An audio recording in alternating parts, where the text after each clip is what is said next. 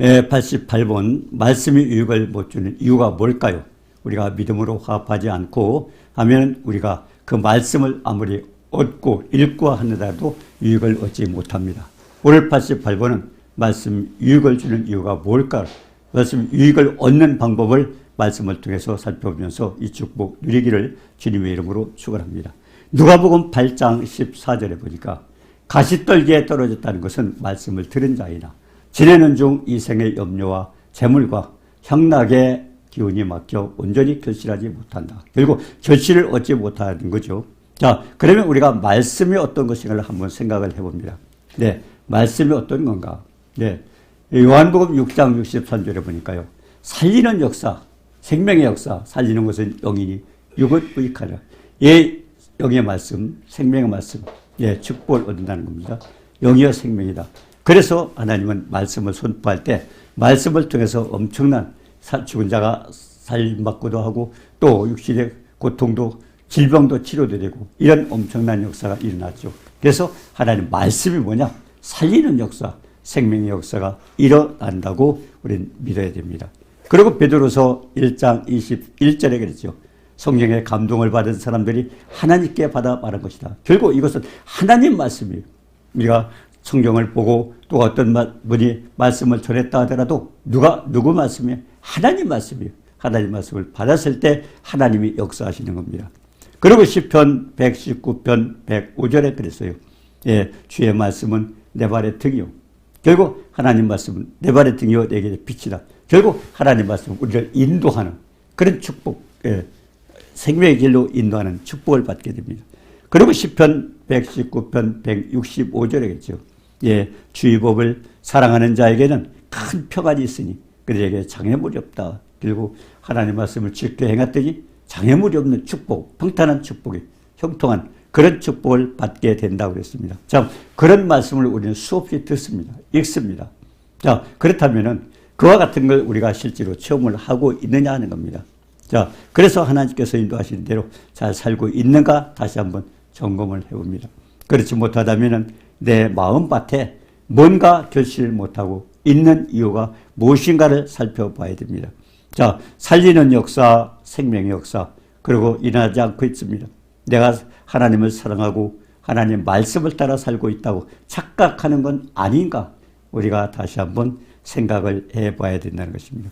자, 여호수아 1장 7절 8절에 그랬어요. 하나님께서 가나안 땅 젖과 꿀이 흐르는 축복의 땅을 주신다고 약속했어요. 자, 그런데도 예, 두려워 떨고 있었습니다. 왜 그럴까요? 여호수아에게 가르쳐 주신 그 말씀을 우리도 기억해야 됩니다. 예, 여호수아는 두려워 떨고 있어요. 모세가 죽었기 때문에 결국 내가 이 땅을 차지할 수 있을까? 가나안 정복 전쟁 이길 수 있을까? 그래 두려워 떨고 있는데 하나님께서 가르쳐 주셨죠. 자, 여호수아가 가르쳐 주신 그 말씀을 우리 기억해야 합니다.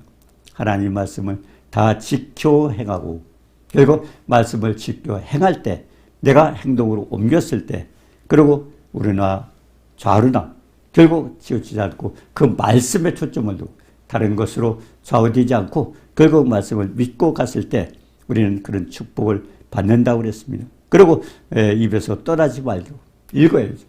말씀을 알아야 되죠. 읽는 이유가 뭘까요? 알기 위해서. 그리고 또 주야로 그것을 묵상하고 알았다 하면은 결국 그 말씀의 뜻을 우리가 깨달아야 돼요. 깨달았을 때 우리에게 반응이 나타나면 어떻게 실천할 것인가, 그 말씀을 어떻게 행할 것인가를 우리가 알게 됩니다.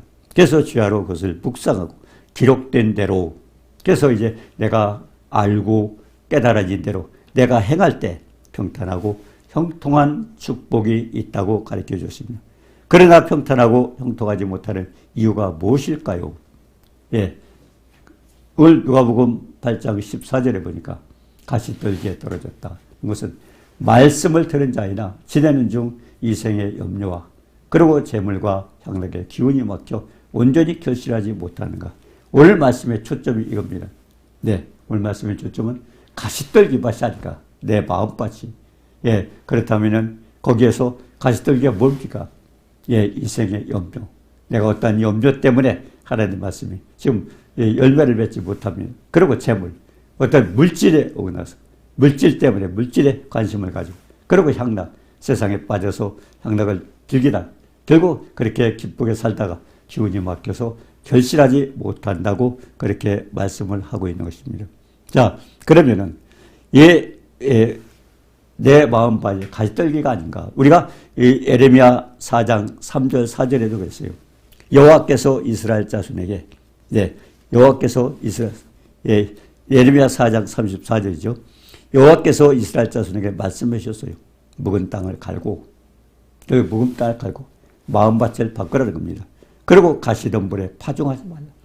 가시덤불이 있는 한 말씀이 자랄 수가 없으니까 중요한 것은 가시덤불을 제거하라는 것입니다. 그래서 묵은 땅을 갈고 가시덤불을 파종하지 말라. 스스로 할례를 행하여. 할례는 뭡니까? 하나님이 약속하는 거죠. 자, 할례를 행하여 마음 가죽을 베꾸고 마음을 뒤집어라. 마음 가죽을 베꾸고 마음문을 열라는 거죠. 그리고 여호와께 속해라.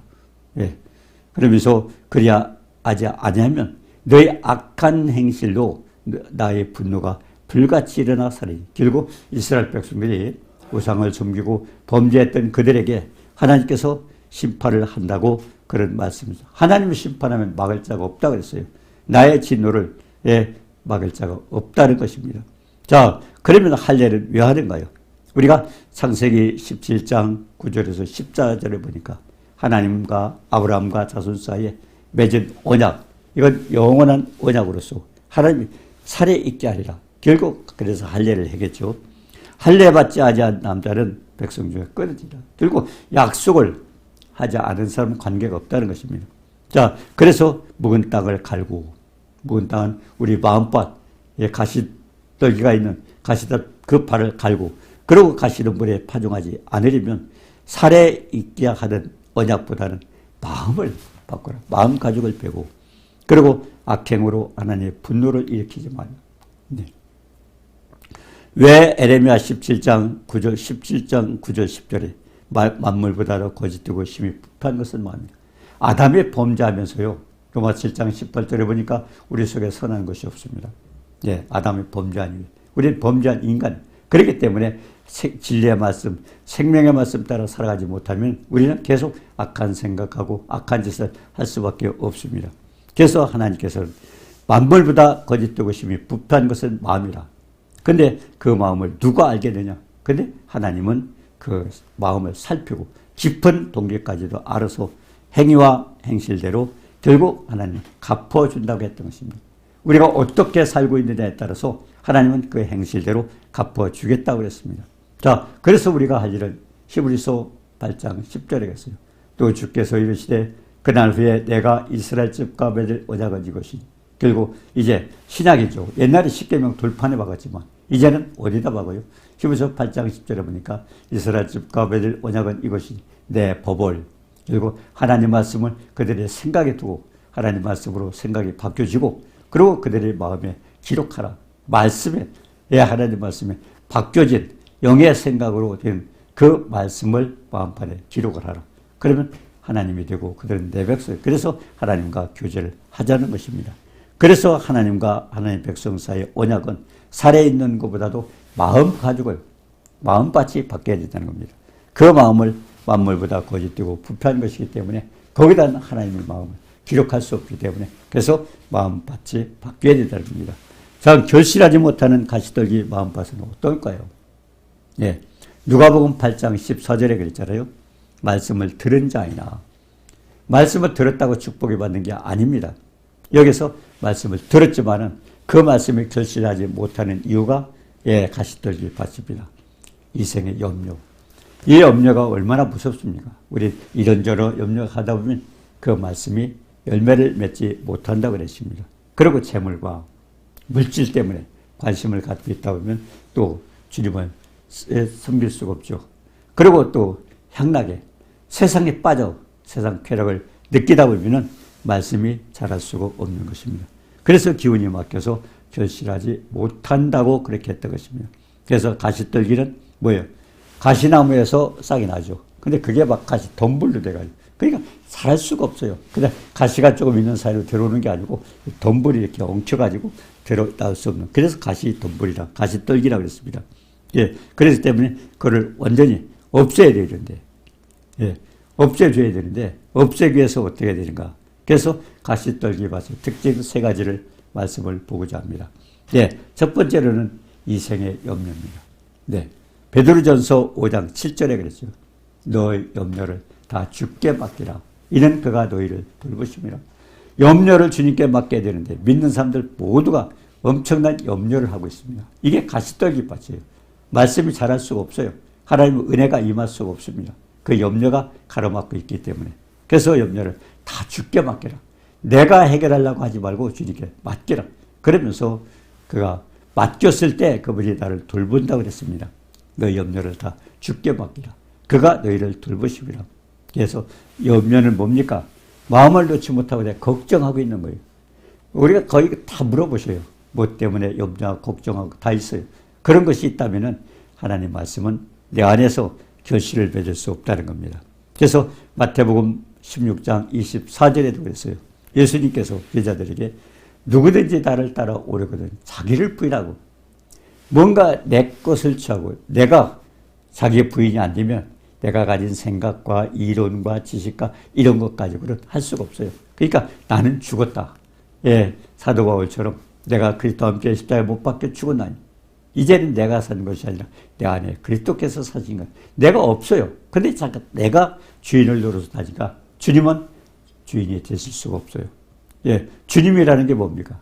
주님은 나의 주인이잖아요.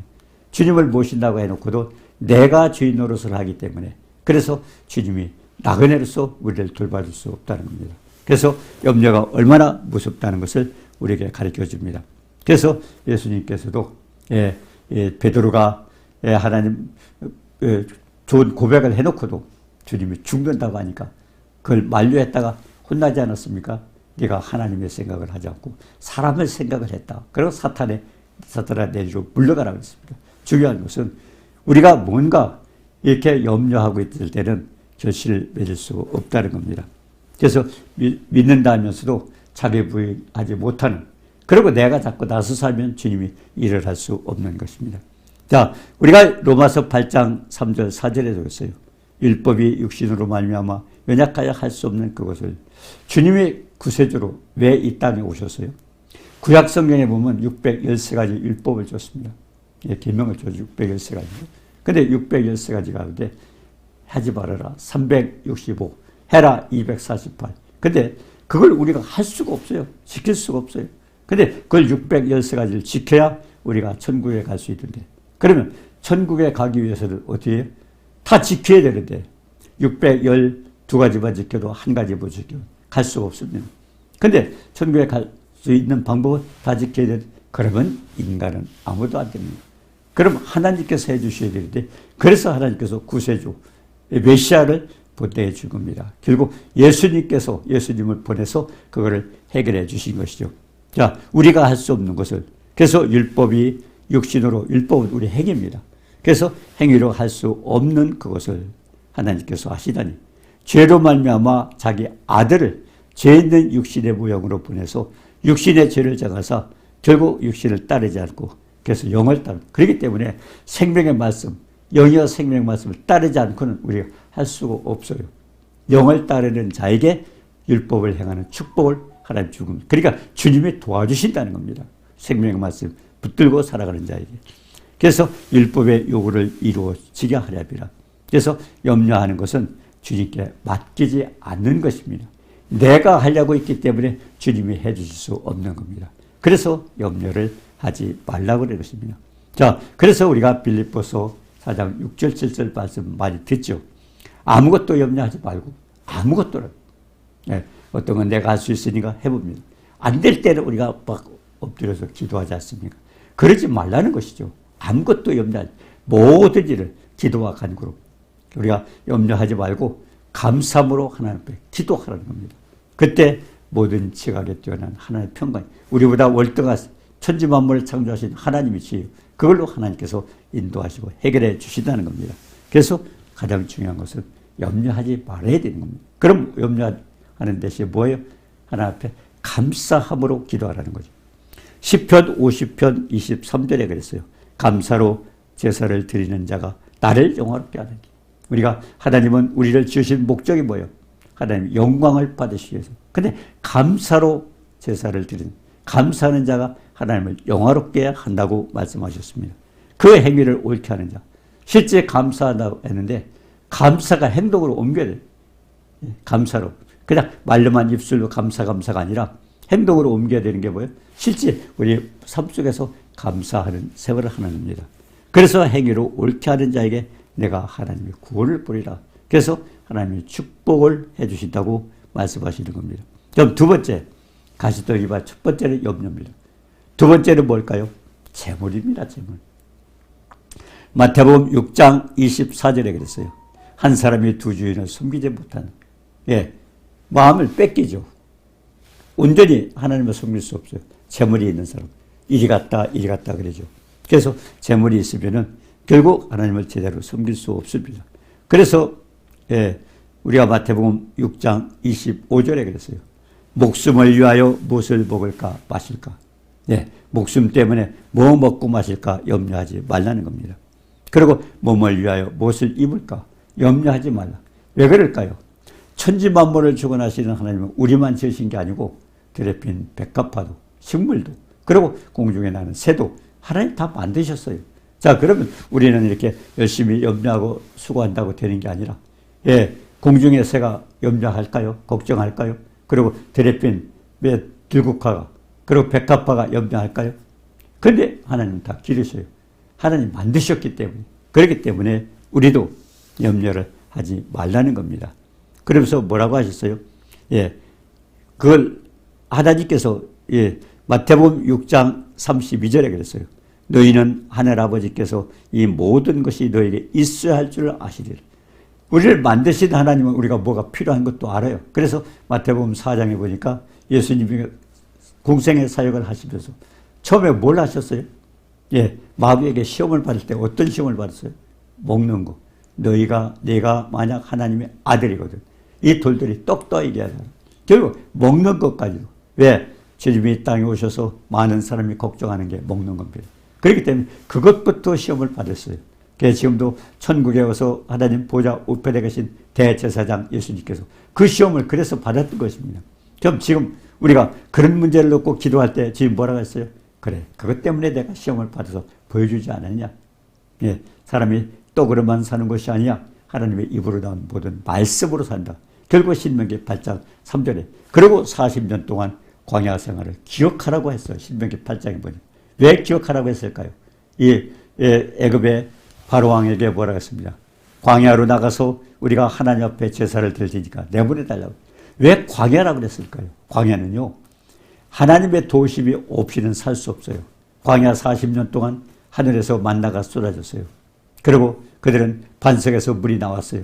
전적으로 하나님의 신령한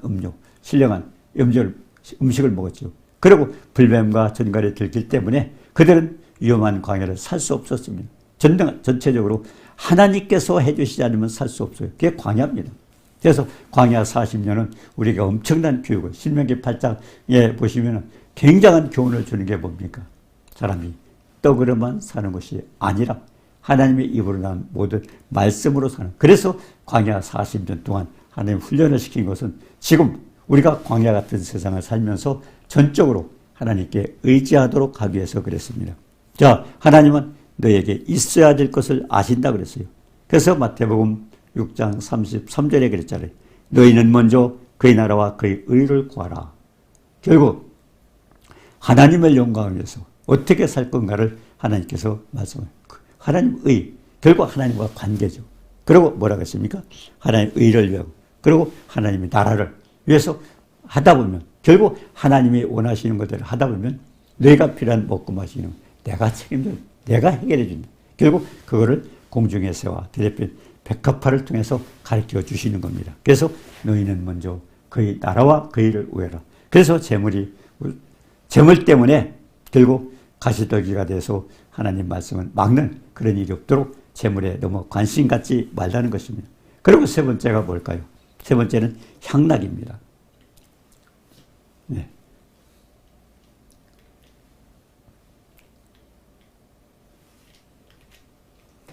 향락인데 그걸 뭡니까? 디모데후서 3장 4절에 배신하며 조급하며 자만하며 쾌락을 사랑하기를 하나님 사랑하는 것보다 더. 우리가 디모데후서 3장에 보면요. 3장 1절에 벌어서 말세에 고통하는 때가 이르리니. 네, 왜 고통일까요? 하나님을 모르고 망각하고 멀리하고 그렇기 때문에. 근데 디모데후서 3장 4절에 보니까 배신하며 조급하며 자만하며 인간들의 모습입니다. 말세 때 나타나는. 그러니까 지금도 점점 갈라지잖아요. 갈라지고 싸우고 다투고. 그러면서 쾌락을 사랑하기를 하나님 사랑하는 것보다 더 사랑한다. 예, 쾌락을 더 사랑한다는. 그래서 디모데후서 3장 5절에 보니까 경건의 모양은 있으나 경건의 능력을 부인하는 자니 이 같은 자들에서 돌아서라고 그랬어요. 경건의 모양은 뭡니까? 예, 하나님 섬기는 모양만 갖추고 있다는 거예요. 하나님 사랑하는 모양만 갖추고, 하나님 믿는 모양만 갖추고 있다는 겁니다. 경건의 능력은 뭡니까? 전능하신 하나님의 권능을 무시하고 있어요. 주님이 이 땅에 오셔서 하셨잖아요. 예, 오병의 이적을 일으켰고 죽은 자를 살리셨고 병든 자를 고치셨고 엄청난 일을 하셨어요. 예, 그리고 없을 때 오병의 이적으로 먹이셨고 이와 같은 모든 일들을 그냥 하신 게 아닙니다.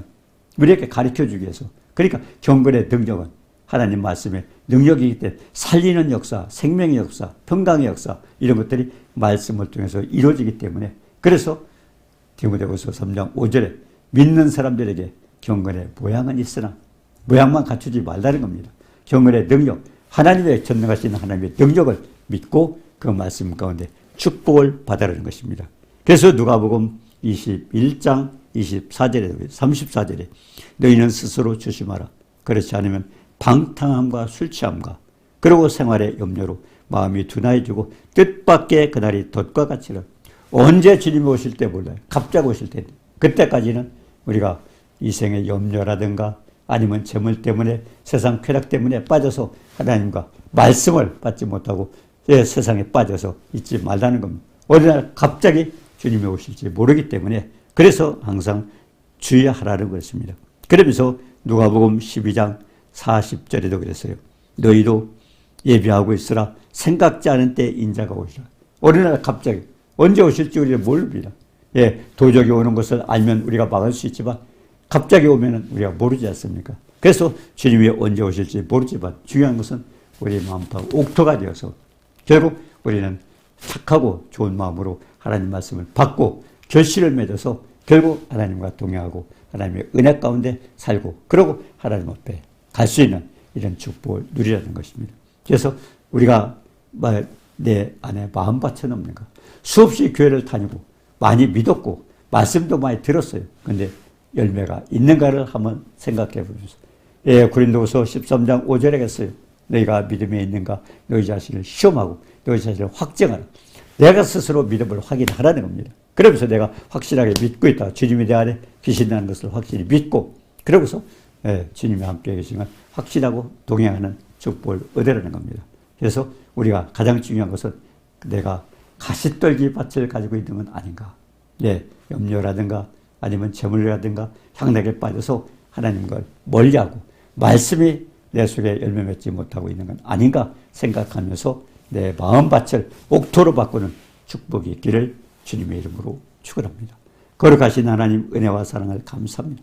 가시떨기에 심어서 아버지 열매를 맺을 수 없기 때문에 그리고 온갖 이생의 염려와 그리고 아버지 재물과 그리고 향락에 취하지 말고 오직 존귀하신 생명의 말씀 사모하고 그 말씀 가운데 생명의 역사를 취하고 그리스도의 평강 가운데 주님과 동행할 수 있도록 모두를 축복해 주옵소서.